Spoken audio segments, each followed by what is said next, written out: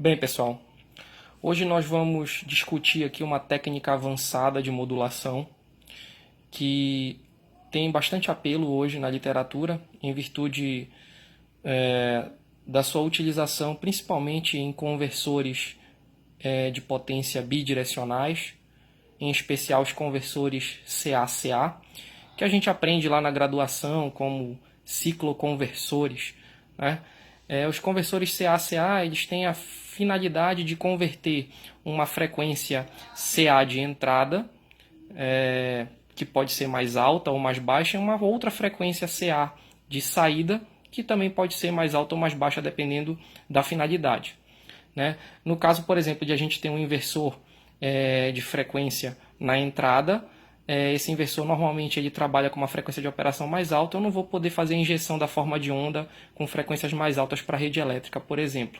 E aí um cicloconversor, ou também conhecido conversor matricial, pode fazer essa conversão CA-CA para a frequência de 60 Hz da rede. Então, é aí que entra a modulação que a gente conhece como SVPWM, ou do inglês Space Vector Pulse Width Modulation, ou modulação por largura de pulso por vetor espacial. O SVPWM ele se distingue do PWM escalar no sentido de que eu crio um vetor espacial, né, que é esse vetor aqui que a gente chama de V0 estrela, e dependendo da posição que esse vetor ocupe no ciclo trigonométrico, né, a combinação de dois vetores, né, espaciais dará então origem a esse vetor, e aí eu posso trabalhar nos 4 quadrantes e com isso fornecer ou receber potências ativa e reativa e fazer o controle das injeções ou dos recebimentos dessas potências. Tá? Então, basicamente, para a gente começar a trabalhar com SVPWM, a gente precisa conhecer um conversor padrão, que é o conversor VSI. VSI, que é Voltage Source Inverter, ou inversor de fonte de tensão, onde basicamente esse conversor ele trabalha com uma entrada, e essa entrada normalmente ela é uma entrada CC, que pode ser ligada a um barramento CC, que vai ter uma tensão DC, né? E um conjunto de 6 interruptores, 6 chaves, que podem ser IGBTs, MOSFETs, diodos, enfim, o que você tiver disponível no momento, tiristor, né? E os pulsos de gatilho dessas chaves, desses interruptores, são feitos exatamente pelas combinações desse vetor que vai estar girando aqui no tempo, desse fasor, então, né, que é um número complexo girante no tempo. Tá? E dependendo da posição desses interruptores aqui, eu vou ter acionados os braços desse conversor, né? O braço da fase A, o braço da fase B ou o braço da fase C. Tá? E as combinações possíveis são 8. Tá? De SV1 até SV6 são as combinações em que eu tenho tensão de entrada disponível e tenho tensão de saída trifásica disponível também.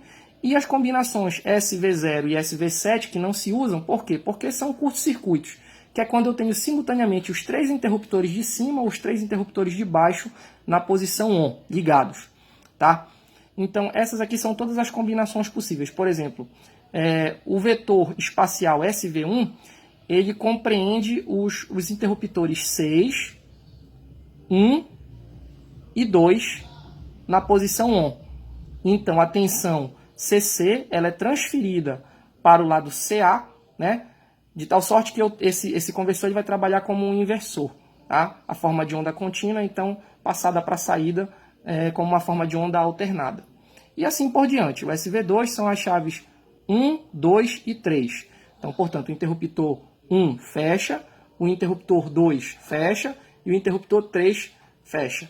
E aí eu tenho novamente a transferência de potência do barramento CC para o lado CA, né? Então essa tensão que era contínua aqui vai sair CA trifásica aqui, separada nas fases A, B e C do sistema. Tá? Então vamos fazer a modelagem matemática do SVPWM. Eu falei para vocês que a gente cria um vetor espacial e que esse vetor, então, ele, dependendo da combinação entre dois vetores adjacentes, no caso aqui eu vou combinar o vetor SV1, tá certo? E o vetor SV2, e aí eu vou ter então o vetor V0 estrela. Tá? O vetor V0 estrela ele tem um módulo, que é V0, e uma fase, que é θ0. Tá? E ele é a combinação dos dois vetores espaciais, SV1 e SV2, multiplicados pelos seus respectivos tempos de atuação. Como o período completo é t, ΔT, né? Então cada vetor espacial vai ficar compreendido em meio período, ΔT por 2. Tá?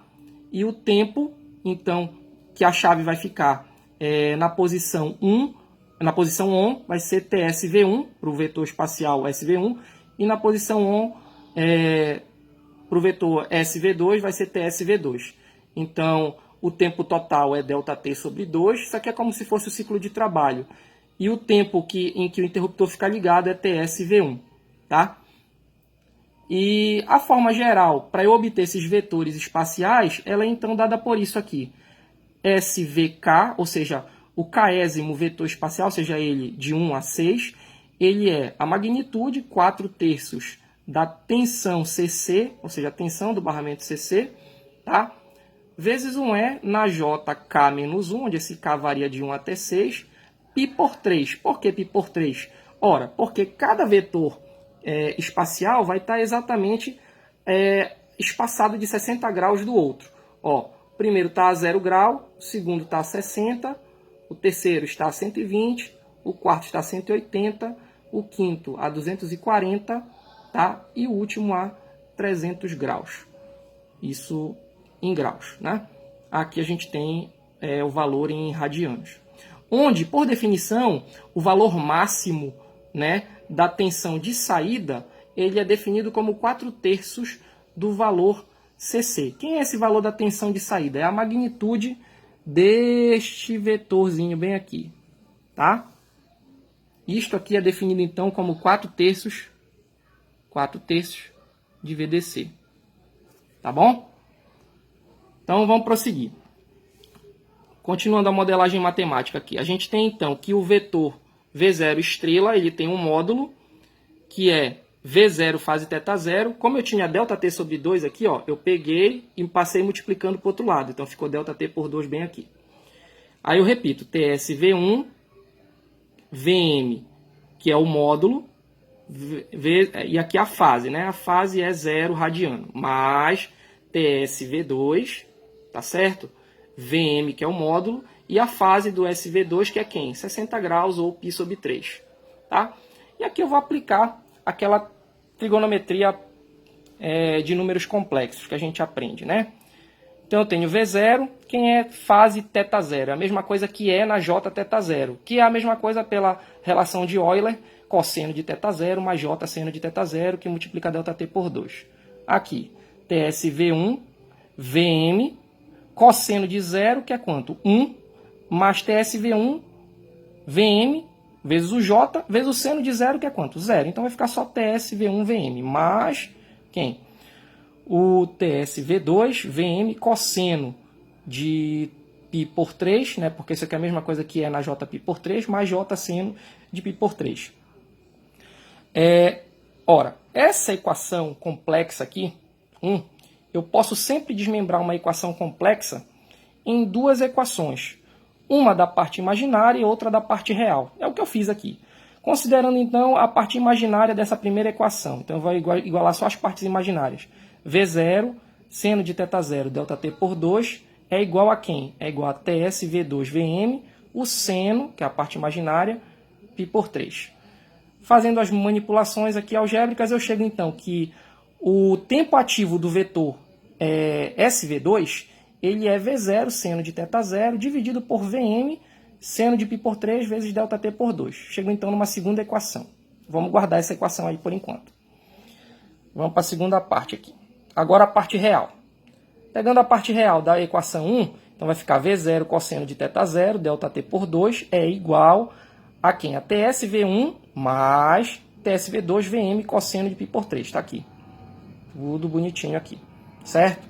Só que agora eu estou interessado em obter quem? TSV1. Então eu pego esse VM com esse VM aqui, fatoro, boto em evidência e passo dividindo. Está aqui o VM dividindo. E jogo este valorzinho aqui de TSV2 VM cosseno de π por 3 para o outro lado. Já fiz tudo isso aqui, está bem aqui escrito. E agora o que é que eu vou fazer? Essa passagem aqui ela é bem interessante.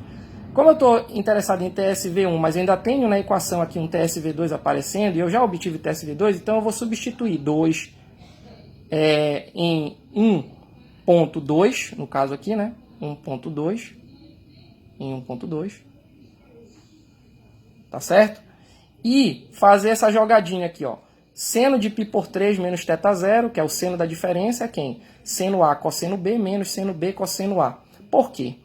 Veja, quando eu substituir o TSV2 aqui dentro, olha o que vai acontecer. Vai aparecer um seno de θ0 aqui, multiplicando esse cosseno de π por 3. Tá aqui, ó. Um seno de θ0 multiplicando o cosseno de π por 3. E vai aparecer um seno dividindo aqui embaixo. Bem aqui embaixo vai aparecer um seno dividindo. Esse seno dividindo é a mesma coisa que eu passar ele multiplicando para cá. Tá? Então vai ficar um seno de π por 3 vezes um cosseno de θ0. Aí eu posso aplicar essa identidade trigonométrica aqui e chegar então finalmente na fórmula do TSV1. O tempo ativo do vetor espacial SV1 então vai ser V0, que é a tensão eficaz de saída, multiplicando seno de π por 3 menos θ0, dividido por Vm, que a gente já definiu lá em cima, que é 4/3 do valor CC, né? do barramento CC, seno de π por 3, vezes um ΔT por 2, onde ΔT é o período completo, tá? Do meu PWM por vetor espacial. E aí finalmente a gente chega nessa tabelinha aqui, que é uma tabelinha para a gente entender como é que essa modulação se processa. Aqui eu vou pegar só uma fatia aqui desse ciclo trigonométrico, tá? Eu vou pegar a fatia compreendida pelos vetores SV1 e SV2, que é exatamente quanto? 60 graus, né? Ou π por 3. Então, como esse fasor aqui ele é um número complexo girante no tempo, ele está girando na frequência ω0. Onde esse ω0 ele pode ser a frequência síncrona da rede, 2π vezes 60, tá? 60 Hz. Então, para esse primeiro setor, os vetores espaciais, né, os space vectors, vão ser SV1 e SV2, e os tempos ativos, ou active times, que a gente chama, vão ser TSV1 e TSV2. Se eu puser aqui em função de V0 e VDC, e não mais em função de V0 e VM, como estava anteriormente, ficará V0 sobre VDC, raiz de 3 sobre 2, cosseno de θ0 mais π por 6 vezes ΔT por 2, e o TSV2, V0 por VDC, raiz de 3 por 2, cosseno de θ0 menos π por 2, ΔT por 2. Isso só para esse setor. Para os demais setores, eu tenho que fazer todos os algebrismos. Isso aí é bem simples da gente fazer. Né? Basta ter um pouquinho de tempo, a gente consegue fazer, mas isso já é tabelado. Se você procurar na literatura SVPWM, já tem tabelas com isso, fica bem simples. Bom, mas o que eu queria destacar para vocês é exatamente isso aqui. Por que usar SVPWM? A tensão eficaz de saída, ela é quem? Ela é um módulo da tensão fundamental, tá? O valor máximo dela é o módulo da tensão fundamental vezes o cosseno de quem? De 30 graus, né? De π por 6. Ora, mas eu falei para vocês que esse valor Vm ele é 4/3, que é a mesma fundamental, de VDC. Olha que interessante. Então, 4/3 de VDC vezes o cosseno de 30, que é raiz de 3 por 2. Corta 4 com 2, vai dar 2. 2 raiz de 3 por 3 é a mesma coisa que 2 sobre raiz de 3 VDC. Se tu pegares e dividires 2 por raiz de 3, vai dar 1,15. Que significa dizer que a tensão eficaz de saída para um controle SVPWM ela é exatamente 1,15, ou seja, tem um ganho aí de 15% em cima do valor CC. Isso quer dizer que se eu aplicar uma tensão de 400 volts nesse barramento CC aqui, que é um valor muito comum, eu vou ter na saída um valor eficaz de 460 volts. Olha o ganho que eu estou tendo aí.